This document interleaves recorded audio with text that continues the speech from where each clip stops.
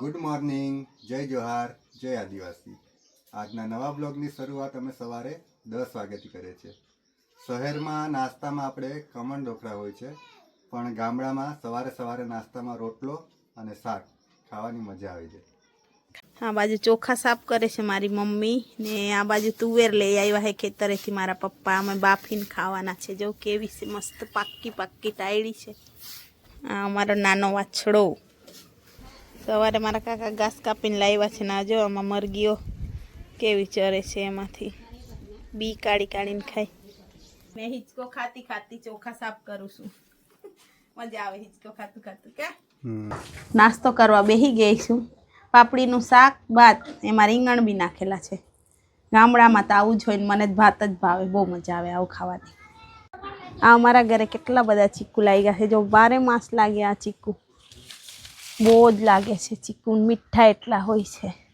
આ બાજુ બહુ લાગ્યા છે કે હા, બહુ બધા છે। આ બાજુ આંબો છે, હમણાં એમાં મોર આવી જશે। પેલી બાજુ જમરૂખ છે, અહીંયા સીતાફળ છે આ બાજુ, અને પપૈયો હતો ને એને કાપી નાખ્યો। હા, એ સીતાફળ કેમ કાપી નાખ્યો પપૈયો? હા, મારા પપ્પા કે પવનમાં પડી જાય એમ કરીને, બહુ મોટો હતો ને એટલે જો ની આ થડ અહીંયા કાપી નાખ્યો। અમે આવી ગયા છે ખેતર જોવા માટે। આ બાજુ તળાવ તો જો બધા સુકાઈ ગયા કે આ નાના તળાવમાં રહે પાણી ને મોટા તળાવમાં સુકાઈ જાય પેલા। એમાં જો ને પેલા પક્ષી કેવા મસ્ત છે, એ તો આ બધા બાજુ તો સુકાઈ ગયું બધું પાણી। હા, આ તળાવમાં થોડું થોડું પાણી છે। પેલા પક્ષીઓ જો ને મસ્ત એમાં ચાલી વળે। આ ડેમમાંથી પાણી છોડશે તો અહીંયા આવશે કે હા, કડાણા વાળું રે, પછી આ તળાવ ભરાઈ જશે પાછું। આ તુવેરના ફૂલ આવી ગયા છે, થોડાક ટાઈમમાં હવે તુવેર લાગવાનું ચાલુ થઈ જશે, મસ્ત થશે। આટલી છે, આટલું અમારે બનાવી છે। ચોળી બી છે જ કે હજુ આ બાજુ યુગ અને દીગાએ તો પતંગ બી ચગાવી દીધી ખેતરે આવીને ડાયરેક્ટ। તને આવડે યુગ પતંગ ચગાવતા આવડે?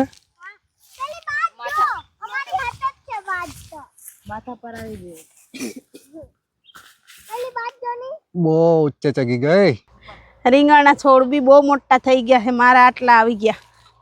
કેટલા મોટા મોટા થઈ ગયા રીંગણ છે, પણ પછી આપણે જતી વખત તોડી લેશું। અરે યા પછી આ કાંટાવાળું રીંગણ છે, અહીંયા કાંટાવાળા છે, અહીંયા છે તો આ અલગ કલર છે આનો।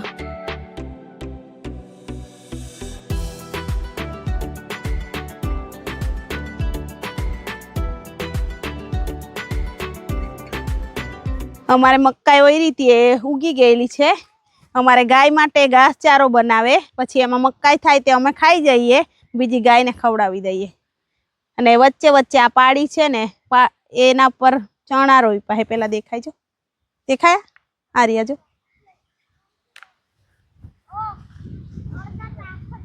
દેખાય? આ રાયણાનું ઝાડ કેવડું મોટું થઈ ગયું, જો તો કેટલું મોટું। હું છે ને 12મા ધોરણમાં ભણતી હતી ત્યારે અમે ભણવાનું પૂરું થયું હતું, પછી અમે જંગલ ખાતામાં રોપા જતા હતા ચોમાસામાં, ત્યારે હું આ છોડવો લાવી હતી, એ અમે અહીંયા રોપ્યો હતો, તો એને 18 વર્ષ થઈ ગયા। જો ને કેવડું મોટું થઈ ગયું।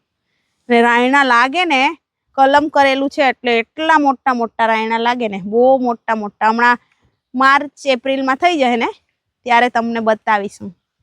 આ દીગો બોર લાવ્યો જો, દેશી બોર, કેટલા મસ્ત, જો ખાવાની મજા આવે, ભલે ખાસી થાય પણ ખાવાના। અમારા ખેતરના દેશી બોર છે કે આ ઝાડને અમારી ભાષામાં ગુંદમવડો કહેવાય। આ ઝાડનો ઉપયોગ અમારે ત્યાં દેશી દવા તરીકે થાય છે। કોઈ પણ વ્યક્તિ ભાંગી જાય તો આ ઝાડના છોડને પાણીમાં ઉકાળીને એ પાણીથી નાહી લે છે। આ અમારા આંબાનો મોર આવી ગયો, જો કેટલો બધો આવ્યો છે। હવે વાદળ નહીં કરે તો સારું, નહીં તો પાછો બધો ખરી જશે।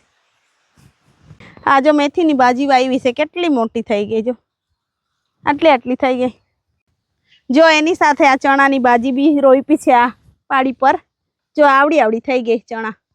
ચોંજી રે ચોંજી, આપણે ખાઈએ આપણી ભાષામાં ચોંજી કહેવાય।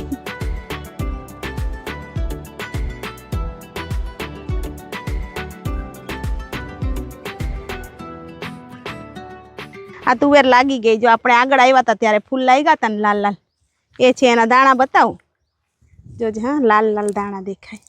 આને ફાફડા તુવેર કહેવાય। કેવડા મોટા મોટા દાણા છે, અલગ જ બાફીને ને એવું પ્રકારની છે ખાય ને તો મસ્ત લાગે. લાલ દાણા લાલ બધા. આ મારી ફેવરેટ બોર છે પણ હજુ પાયકા નહીં, 1-2 પાયકા છે તો બી અમે આટલા તોડ્યા હે. મસ્ત લાગે, ખટ્ટા મીઠા.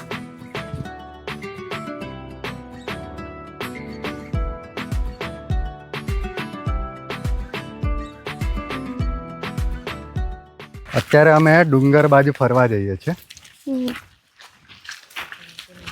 જોઈને ચાલજો હો.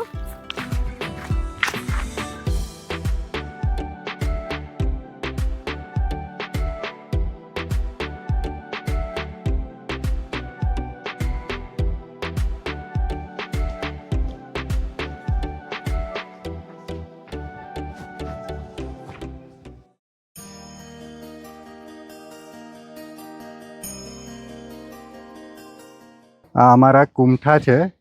અમારા કુટુંબમાં કોઈ પણ પ્રસંગ હોય, કોઈ નવી વસ્તુ લાવે અથવા તો ઘર બનાવે તો અમારે સૌથી પહેલાં અહીંયા પૂજા કરવી પડે.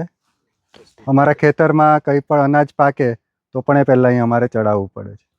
આ કુમઠા અમારા વડીલો વખતનું છે, બાપ દાદા વખતનું અહીંયા મૂકવામાં આવ્યું છે, એટલે અત્યારે પણ એની પૂજા થાય છે. આ જંગલમાં ગાય ભેંસ ચરવા આવે છે ને, તેના લીધે આ બધું તોડી નાખ્યું છે એ લોકોએ. આ બાજુ હેલો મોગરો છે. દૂધ મોગરા, દેવ મોગરા અને હેલા મોગરા આ 3 બહેનો હતી.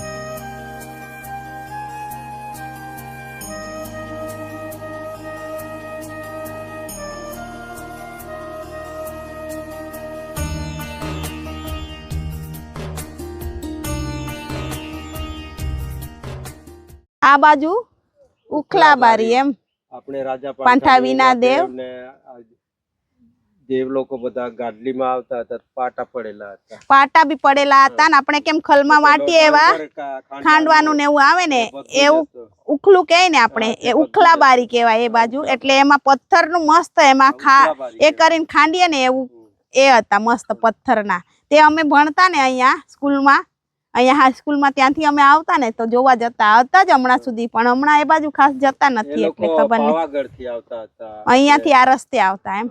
રાજા પાંઠાવીના દેવ પેલા દેવેણી આવતા હતા હાથે. દેવેણી એમ પેલાનું. અમારી હાઈસ્કૂલ અહીંયા આ બાજુ, ત્યાંથી અમારે ખેતર અહીંયા જ, એટલે અમે કેરી ને એવી થતી ત્યારે ખેતરે આવતા ડાયરેક્ટ સ્કૂલમાંથી. અમારે આ ડુંગર પર બી જવું હતું, એને તીનતાળીયો ડુંગર કહેવાય. એના પર 3 તાળ હતા એટલે એનું નામ તીનતાળીયો છે. હવે બીજી વાર આવશું ત્યારે જશું, બહુ મોડું થઈ ગયું એટલે હવે અમે ઘરે જઈએ છીએ.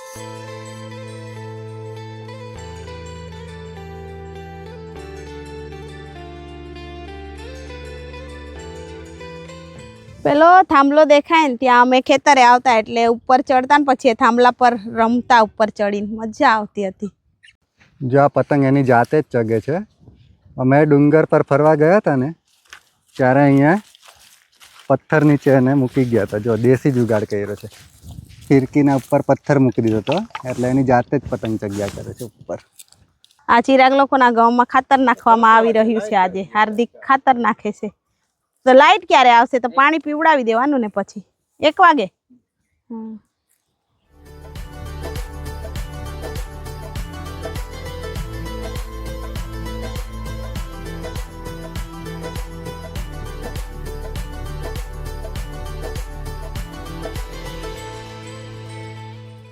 ચોળી તોડું છું, થોડીક બિયારણ માટે સુકાઈ છે એ બી તોડી લીધી, અને આ લીલી થોડીક શાક બનાવશું.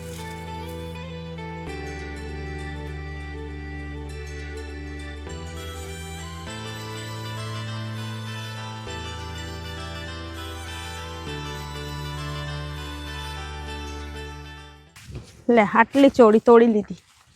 આમાં શાકના પાનમાં મૂકી દીધી, કોથળી નહીં એટલે. શું ખાય છે યુગ? કેવા લાગે? ખાટા મીઠા કે? ઘરેથી અમે ઠેલી તો નથી લાવ્યા પણ અમે ચોળી તોડી ખાખરાના પાનમાં લઈ જઈએ છીએ. ખેતરે તો ગમે તે જુગાડ મળી જ જાય.